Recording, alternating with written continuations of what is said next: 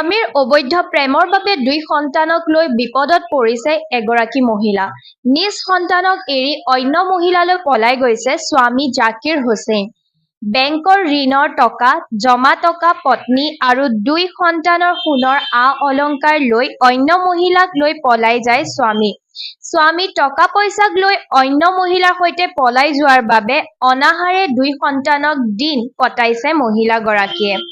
তেজপুৰ মহাভৈৰৱ আৰক্ষী চকীৰ অন্তৰ্গত গুটলুং গাঁৱৰ আকলিমা বেগমৰ স্বামী এইজন জাকিৰ হুছেইনে নিজৰ পত্নী দুই সন্তান এৰি ঘৰত জমা টকা সোণৰ আ-অলংকাৰ লৈ ওচৰৰে এগৰাকী তিনি সন্তানৰ মাতৃক পলুৱাই নিয়াৰ ফলত বিপদত পৰিছে আকলিমা বেগম। আকলিমা বেগমৰ স্বামী জাকিৰ হুছেইনৰ প্ৰেমৰ বাবে স্বামীয়ে আকলিমা বেগমৰ ওপৰত শাৰীৰিক মানসিক নিৰ্যাতন চলাইছিল বুলি কেইবাবাৰো মহাভৈৰৱ আৰক্ষী চকীত এজাহাৰ দাখিল কৰিছিল। শেষত মাটি ভেটি এৰি ভাড়াঘৰত আছিল যদিও যোৱা 20 জুলাই তাৰিখে আকলিমা বেগমৰ স্বামীয়ে মহিলাগৰাকীৰ সৈতে পলাই যায়। মহিলাগৰাকীয়ে বিভিন্ন বেংকৰ পৰা লোৱা ঋণৰ টকা লৈ পলাই যোৱাত অসুবিধাৰ সন্মুখীন হৈছে মহিলাগৰাকী। মহিলাগৰাকীৰ দুটি সন্তানক ভৰণ পোষণ দিব নোৱাৰি আইনৰ কাষ চাপিবলৈ বাধ্য হৈ এই সন্দৰ্ভত স্থানীয় মহাভৈৰৱ আৰক্ষী চকীত এজাহাৰ দাখিল কৰিছে। মোৰ হাজবেণ্ড মোৰ দুটা ল'ৰা ছোৱালী লৈ মোক পেলাই থৈ গুচি গৈছে আৰু 2-3 লাখ টকা লোন আছিলে এইবিলাক লৈ গুচি গৈছে।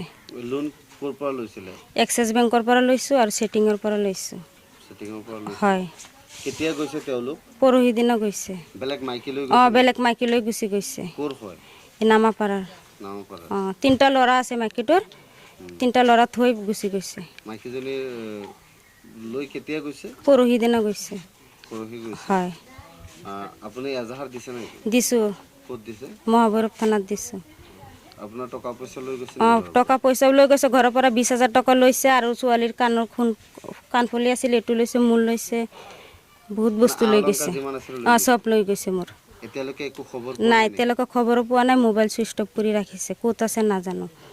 মানে এয়া জাকিৰ হুছেইন যোনটো পলাইছে ছোৱালীক লৈ মানে মাইকীজনীক লৈ, সেইটো মানে আগত মানে তাতে নিজৰ মাটি আছিলে গুটলং নামাপাৰা, আধা কাটা লৈছিলে কষ্ট মষ্ট কৰি কিনে। তাৰপিছত তাতে সংসাৰ কৰি আছিলে ভালে ভালেই, 4 বছৰ ধৰি অত্যাচাৰ কৰি আছে মানে ল'ৰাটো জাকিৰ হুছেইন আৰু মাইকীটো মানে ভাল পাই আছিলে। তাৰপিছত তাতে থাকি আছে, সংসাৰ ভালেই চলি আছে।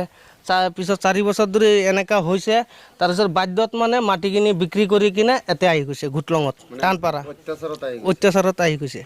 তাৰপিছত এয়া ইয়াতে ভাড়া ঘৰত থাকে। আকৌ 2টা ল'ৰা ছোৱালী আছে সৰু সৰু। আকৌ বেংকৰ পৰা লোন লৈছে, কমচে কম 2-3 লাখ টকা লোন লৈছে। এইবিলাক লোন কোনে দিব?